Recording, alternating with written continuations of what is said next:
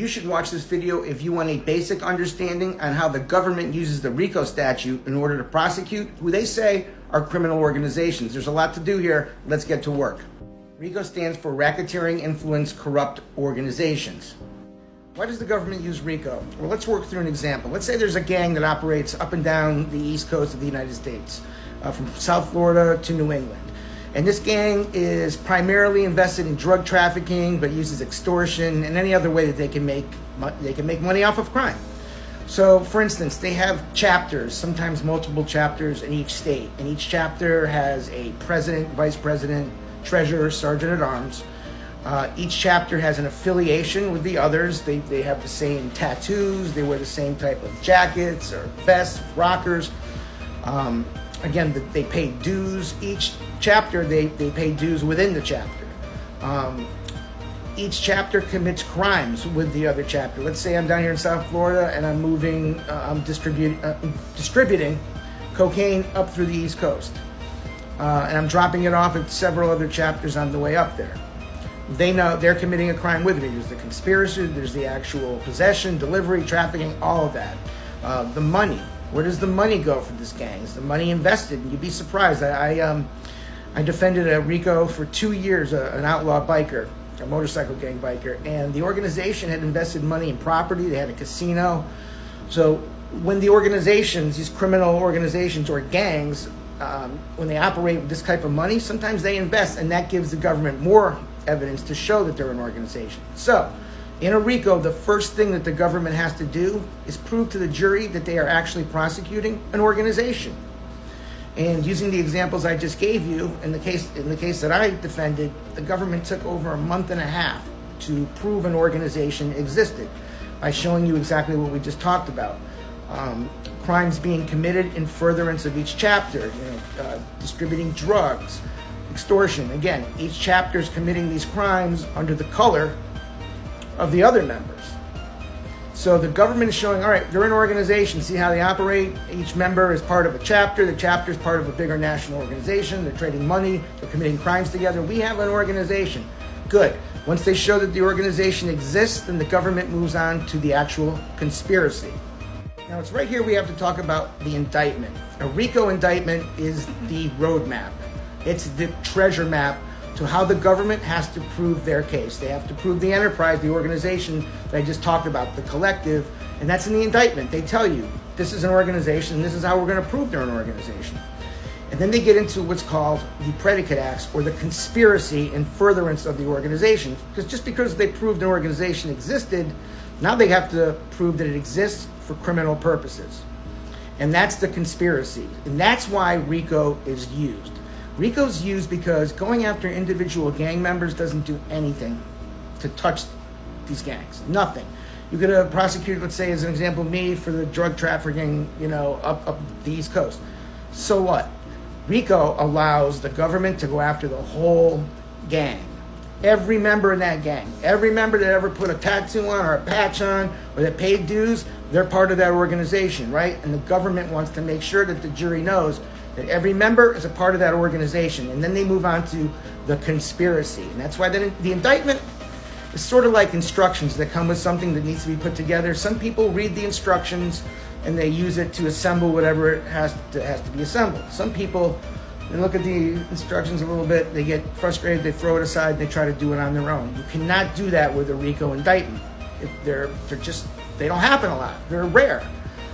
So these people you see on TV, a lot of them have never tried a RICO. They've never been in trial to defend or even prosecute one. Prosecutors that draft RICO indictments, this one, the one I defended, 26 co-defendants, they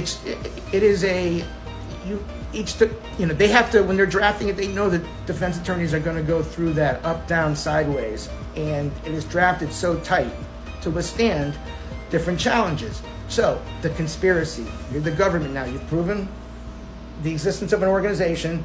Now you have to prove the conspiracy. What does the conspiracy mean? That means that each member is working with other members in furtherance of this organization, in furtherance of criminal acts within that organization, most likely for profit or to generate money from illegal drugs, extortion, whatever it is. Violence as well.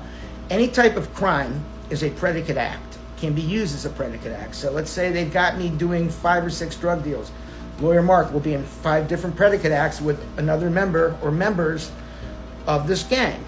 Those will be predicate acts in furtherance of the crimes being committed within this organization, which the government is trying to show is a criminal organization. It exists only for the purpose of committing crimes for profit, in which each member gets something from that organization. Each member that is a piece of that organization and they're in furtherance of that conspiracy committing crimes, they are getting a benefit from that. So the government is using this powerful tool not to go after individuals, but to go after the organization through its individuals, through individual predicate acts.